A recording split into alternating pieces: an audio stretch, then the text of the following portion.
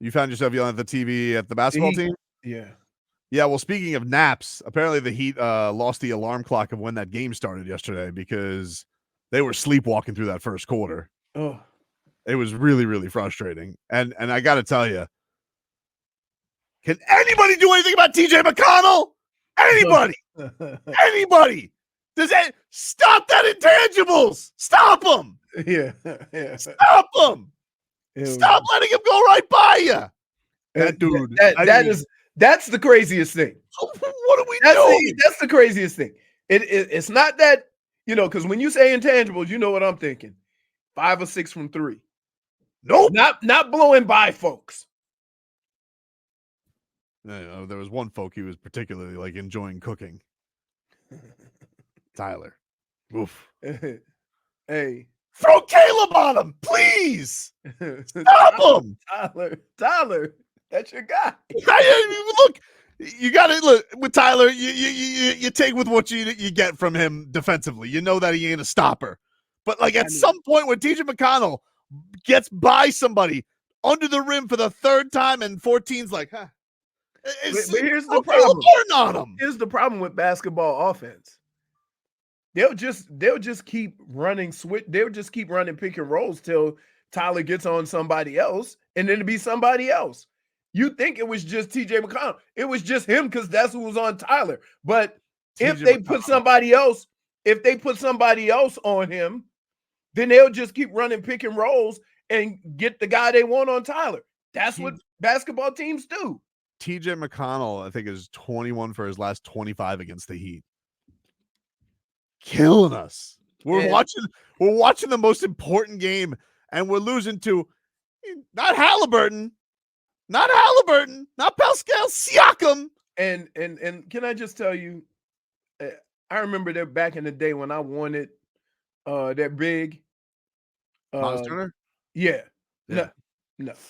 I'm like, yeah. He doesn't move at all, and he keeps shooting threes.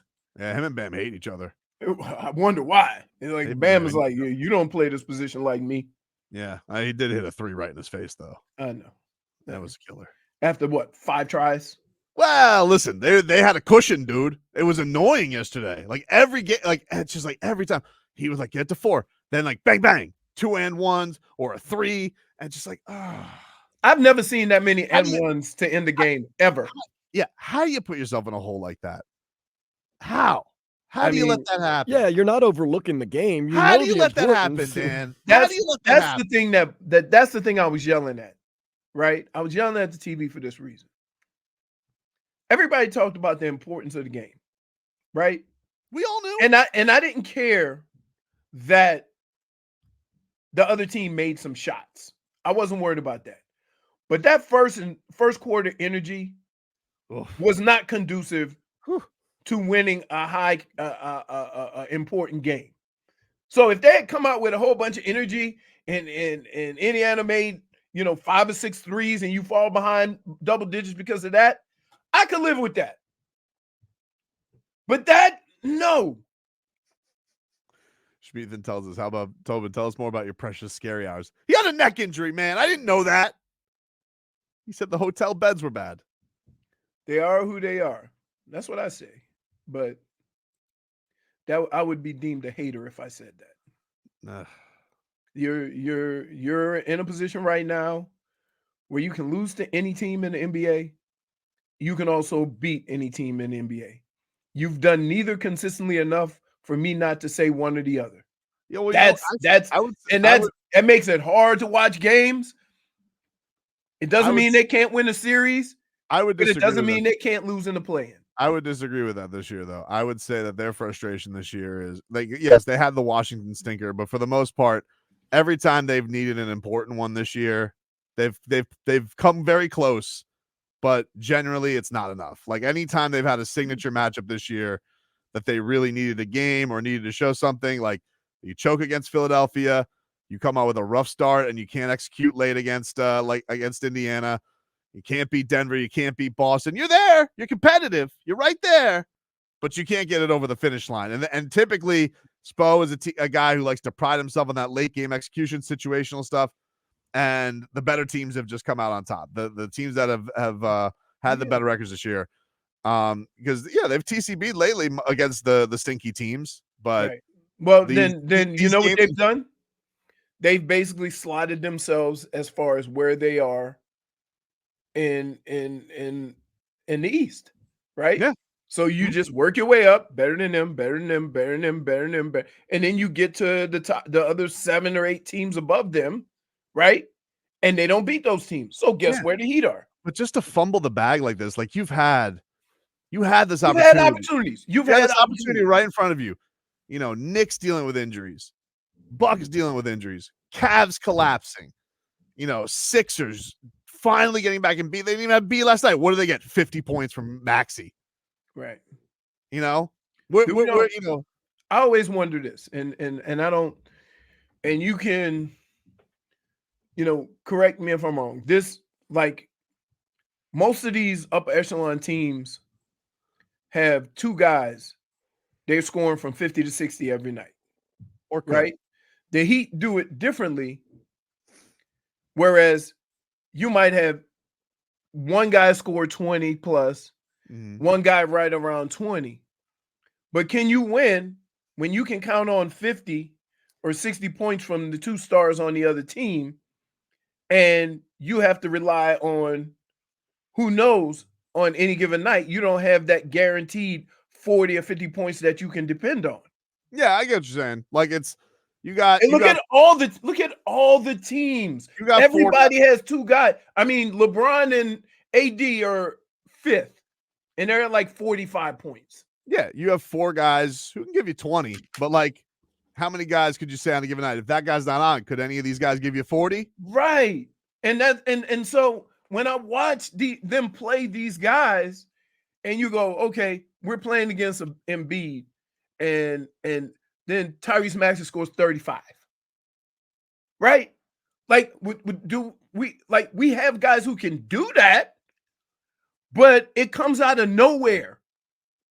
We don't have those 40 to 50 points that, okay, we're going to get 40 or 50 points from these 2 guys, and then whoever else come off the bench or the other guys, we need to get some points from them.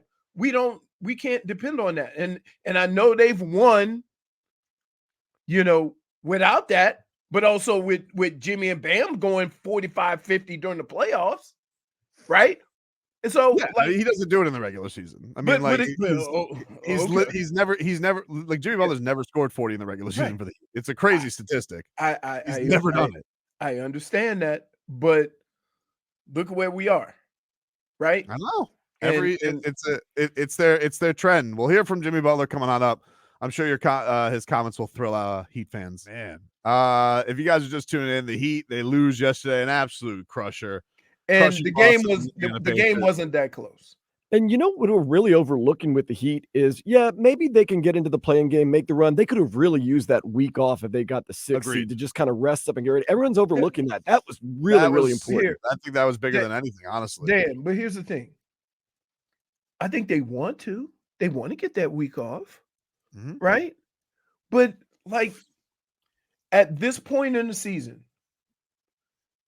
they are too inconsistent to compete with anyone that is pushing for the Eastern Conference.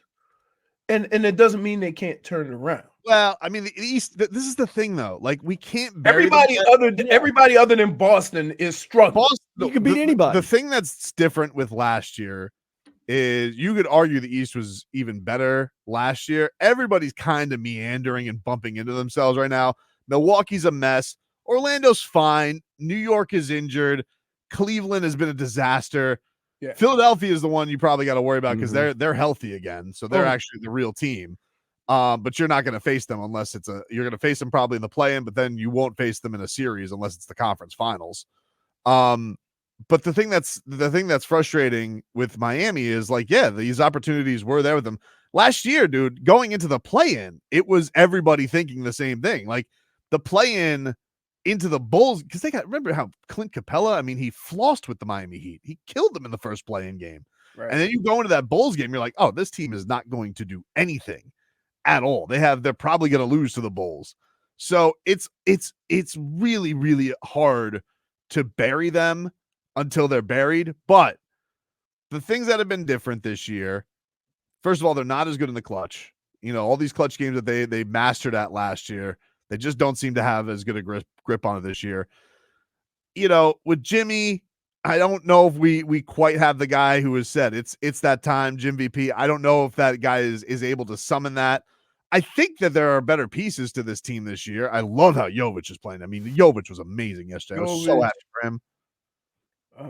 Yeah, he has been I mean, like his size and his length and his ability to handle the ball and shoot the three and playing defense. Like, yeah, it has been. I could see him with this team for a long time.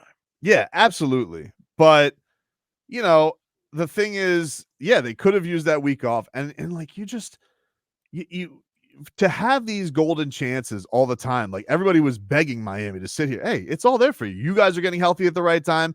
You have these key games going to, and they just can't do it. It's well, like, but here's my thing. Like, just because you want to do something doesn't mean you have the ability to do it, right? And like we know what opportunities are there.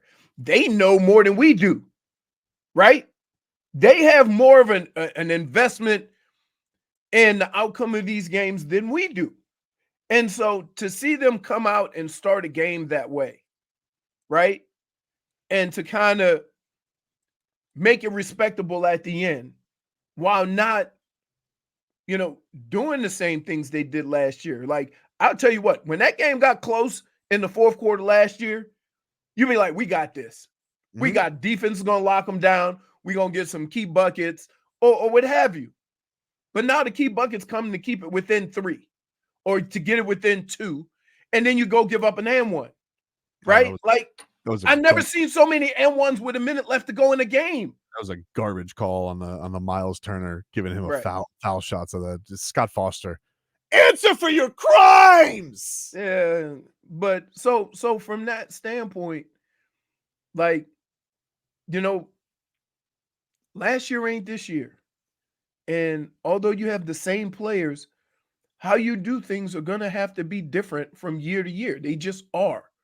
The seasons don't play the same, And so from that standpoint, if they had played the same way as they played last year, being clutch at the end of games, yeah. But it's something that's just a little different.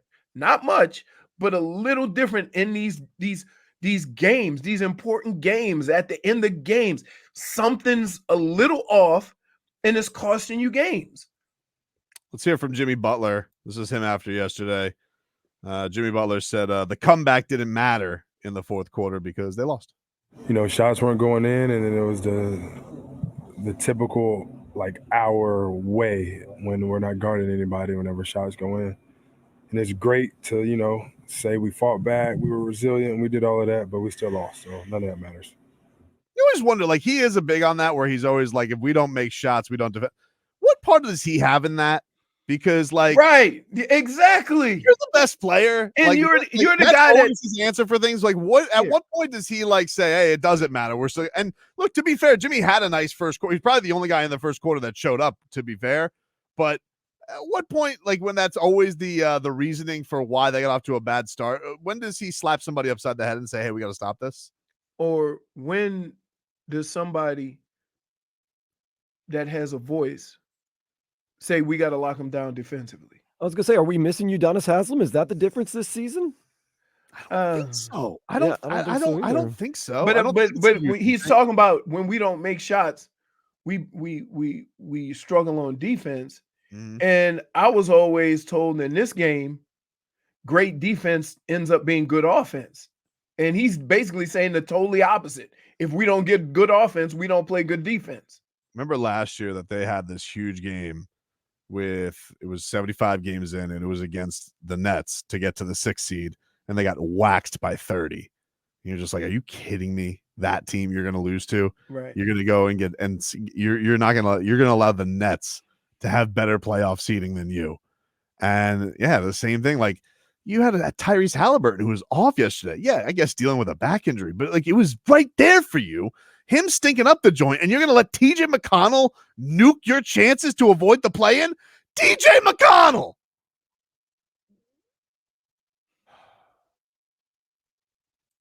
Unbelievable, dude. His shooting percentage against the Heat is what, 89% or something like that? I thought you were going to say 100. It felt like it. Here was Jimmy Butler. He says, listen, whatever the standing situation is, you have to maintain a positive attitude. Man, winning out or not, you just always got to keep that same energy. You always got to smile. You always got to realize that it's never as bad as it always seems. And we get to hoop for a living, man. Everybody should be smiling. Everybody should be having fun. And everybody should be enjoying not only playing basketball, but being around one another. Whenever you realize that basketball is a game, no matter if you put food on the table or how important it is to you, you just got to have fun and you got to smile, man. So as long as we do that, I know that the wins will come. When? You got a week. You got a week. When? You guys seem to like each other just fine. I don't think it's a chemistry thing, at least a personal chemistry thing. But here's the thing with chemistry. Chemistry is not celebrating somebody else's success. There's another side of chemistry too. That's putting the demands on performance within a team, with one another, that I can come to you because we boys and say, you got to get your ass in gear. You see what I'm saying? Mm-hmm. That I can come to my fellow teammate because he knows it's coming from a good place because we boys, that we got to pick it up, right? So I'm just wondering who's saying, stop worrying about making shots. Let's stop them from scoring now. I don't like that at all. But that's the way it's got to be. That's the way it has to be. And that works. That works. Another way. You know what's fun? A 3-on-2 break with an alley-oop dunk. Could you play good defense? Are they not the worst fast break team in the history of basketball? Like he's right there. Oh, I got it. Throw it to Tyler with someone on him. You just take the 2 points. At the end of the game, when Yovi tried to throw it across court. Yeah. I mean, I thought Tua was taking the ball in.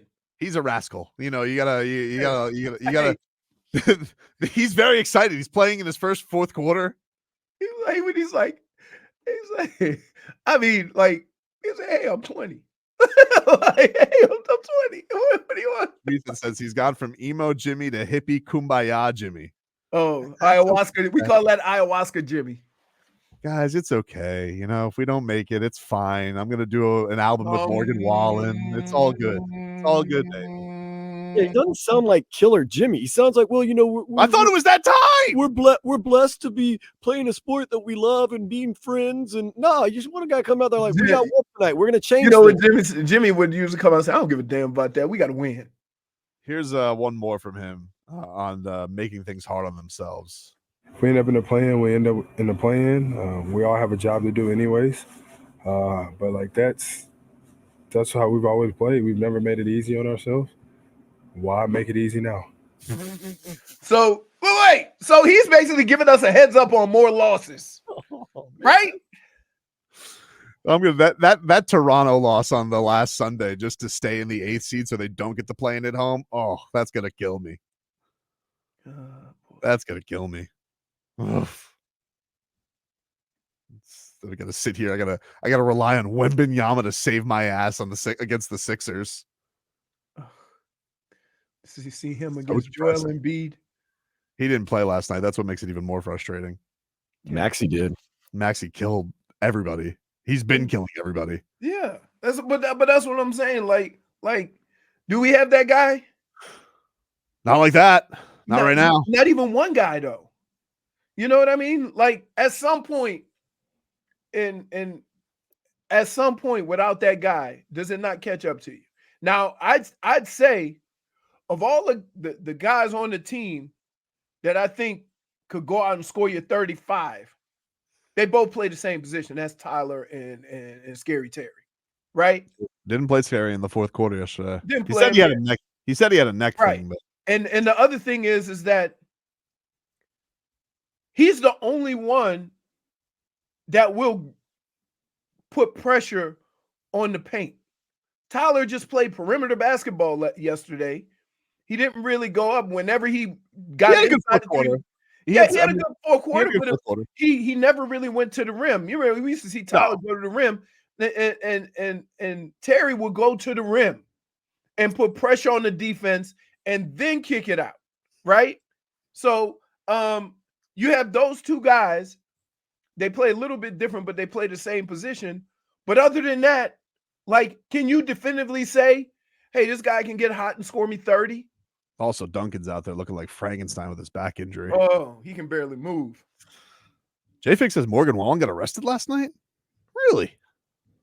This guy's a hooligan. Last night, we let the liquor talk. So did dude from Texas, Big Boy, the first rounder. Oh, the first round. Yeah, he did. He got a DWI. Yeah. You thought maybe that was a second rounder, you know, little dude. Little Laramie. Wait. Let me explain something to you. For as much as people say that's important, his ass still gonna get drafted in the first round. Y'all know it. Stop sitting here acting like it. Red flag. He got red flag. Red flag, dude. Yeah, you know what the NFL gonna do? Here's what the teams that is say, hey, he's still available. You know, he got that DUI. We waved that off. We waved that red flag off. Let's go. We'd like to introduce him here to the draft. It's like, hey, would you like a driver? What can we do for you? We'll get you a driver. Get your driver down here. That's all right. You're gonna listen.